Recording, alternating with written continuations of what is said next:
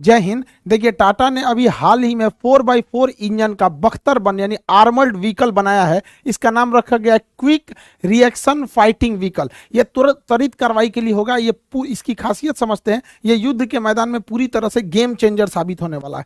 Actually आप देखिएगा, गलवान घाटी जब इंसिडेंस हुआ था आज से 2 साल पहले, तो चाइनीज जो थे सब गलवान में इस तरह के बख्तरबंद गाड़ियां लेके चले आए थे, और इनके बाद आप देखे थे एक झड़प हुई थी जिसमें हमारे कर्नल संतोष बाबू और बहुत सारे जवान हमारे शहीद हो गए थे।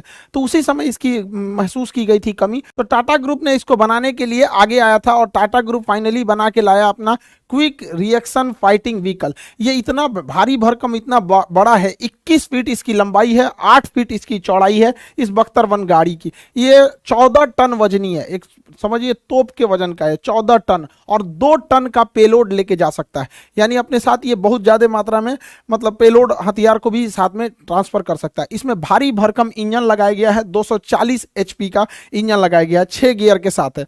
ये 4x4 है, यानी इसके चारों जो चक्के हैं वो इंजन से चलेंगे। ये वाले पीछे वाले भी दोनों और आगे वाले भी दोनों चलेंगे। अमूमन गाड़ियां जो होती हैं वो 2x4 होती है, यानी पावर किसी 2 ही चक्के को मिलता है, जबकि ये 2x2 नहीं है, बल्कि ये 4 व्हील ड्राइव है।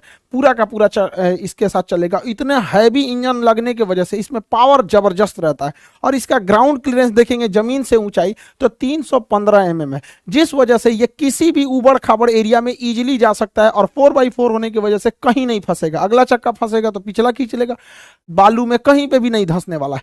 इतना भारी भरकम इंजन की वजह से 14 टन वजनी इस बख्तरबंद गाड़ी को 80 किलोमीटर प्रति घंटा की रफ्तार देता है यह इंजन। बॉर्डर एरिया में सबसे डिफिकल्ट होता है वहां का टेरेन, वहां की जगह है, सड़कें उतनी अच्छी नहीं रहती हैं। युद्ध के एरिया में तो और सड़कें टूट जाती है, तो इस कंडीशन में टायर फटने का और टायर के फंस जाने का बहुत बड़ा समस्या रहता है। इसलिए इसमें अलग टाइप का एक स्पेयर टायर भी दिया गया है एक्स्ट्रा। साथ में जो इसमें टायर की टेक्नोलॉजी यूज की गई है, रन फ्लैट टायर यूज किया गया है। रन फ्लैट टायर की खासियत ये होती है कि अगर ये पंचर नहीं हो, मतलब पंचर भी हो गया तो कोई दिक्कत नहीं है। इसका जो साइड वॉल होता है बहुत हार्ड बनाया जाता है, जिस वजह से ये पचकता नहीं है, और ये पंचर होने के बावजूद भी ये आगे बढ़ते रह सकता है। तो ये उसकी सबसे बड़ी खासियत है। साथ में इसे माइन प्रूफ बनाया गया। दुश्मन के एरिया में एंटी टैंक या माइंस लगा दिए जाते हैं, जिस पर अगर वाहनें चढ़ती हैं तो ब्लास्ट कर जाती हैं। तो ये माइन प्रूफ बनाया गया है, इसके नीचे किसी भी एक्सप्लोसिव का असर नहीं पड़ेगा। ब्लास्ट प्रूफ बनाया गया है, आईडी वगैरह ब्लास्ट कर देते हैं। कभी देखते होंगे नक्सल वगैरह रास्ते में गाड़ी उड़ा देते हैं, पुलवामा में जिस तरह का अटैक हुआ था उस तरह के लिए इसको ब्लास्ट होगा तो कोई फर्क ही नहीं पड़ेगा। सबसे बड़ा दिक्कत होता है ब्लास्ट के बाद जहरीली गैस निकलती है और वो अंदर चली आती है, तो उससे मौत हो जाती है। तो उसके लिए आपको 24 घंटा ये मास्क पहन के बैठना पड़ेगा। इसकी जरूरत नहीं है उसमें। इसे इस तरह से बनाया गया है कि इसके अंदर जहरीली गैस नहीं जा सकती है। यहाँ फिल्टर लगाया गया है, जहरीली गैस को जितना भी हानिकारक होता है उसे फिल्टर करके ही अंदर भेजता है, इसलिए इसे किसी भी तरह का कोई दिक्कत नहीं है। इसे बुलेट प्रूफ बनाया गया है। 90 डिग्री पे जब गोली आती है एकदम सीधा 90 डिग्री पे, तो बहुत घातक होती है।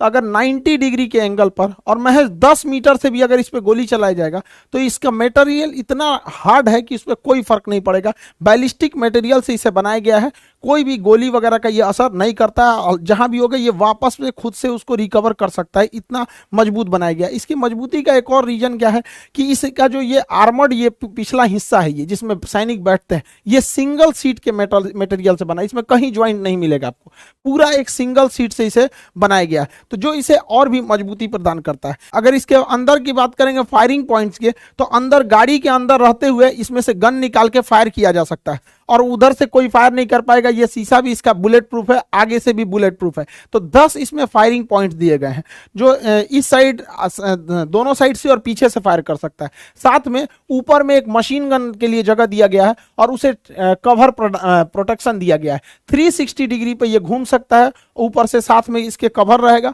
और इजीली किसी भी एरिया में ये आराम से जाके वहां पे डोमिनेट कर सकता है।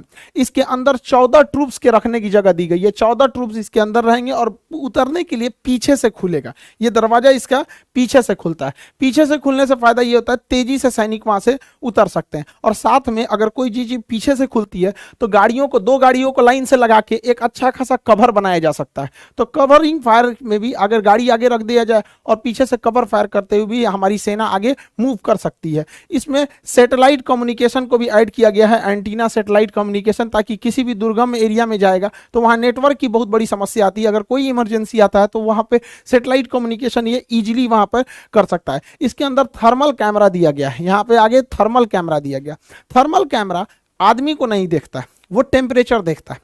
जो भी इंसान जिंदा रहता है उसके बॉडी का टेम्परेचर 37 डिग्री सेल्सियस, ये 37 डिग्री उसके आसपास के टेम्परेचर को ये इजीली पकड़ लेगा। तो अगर कोई झाड़ियों के पीछे छुपा है या कोई चादर ओढ़ लिया है तो इसको कोई मतलब नहीं बनता है कि आप चादर ओढ़े हैं कि झाड़ी के पीछे छुपे हैं कि पेड़ पे छुपे हैं, ये तो देखता ही नहीं है इंसान को। ये तो टेम्परेचर बताता है, जहां टेम्परेचर रहेगा वहां पे ये व्हाइट कलर का कर देगा। अब देखिए ये भाई लग रहा है इसको कि झाड़ी के पीछे छुपा है तो बहुत सेफ है, बकलोलवा को नहीं, सबको देखिए ये जंगल में भाग रहा है सब, जैसे नक्सलाइट वगैरह कश्मीर में घुसपैठ जंगल में भाग जाते हैं, इसको लग रहा है पेड़ के पीछे छुपे हैं तो हमको कोई नहीं देखेगा। थर्मल कैमरा है तो इसमें थर्मल कैमरा जो है काफी हेल्प करेगा। साथ में अंधेरे में रात के समय नाइट विजन इसमें फैसिलिटीज दी गई है, ये इजीली नाइट विजन में देख सकता है अंधेरे में कौन कहां पर है और वहां पर जाके ये अपने फायरिंग पॉइंट से उस पर हमला कर सकता है। इसकी प्रोडक्शन भी चालू कर दिया गया है, टाटा ने इसका बहुत बड़े पैमाने पर प्रोडक्शन भी कर रहा है पुणे की फैक्ट्री से। ये बहुत ज्यादा जरूरी था हमारे हर तरह की सेनाओं के लिए। साथ में टाटा ने इसका प्रोडक्शन करके और गलवान घाटी में पहुंचा भी दिया, जहां पर चाइना वाले अपना वो गाड़ी लेके आए थे सब, वहां टाटा ने पहुंचा दिया इसको। इसकी बहुत ज्यादा जरूरत थी।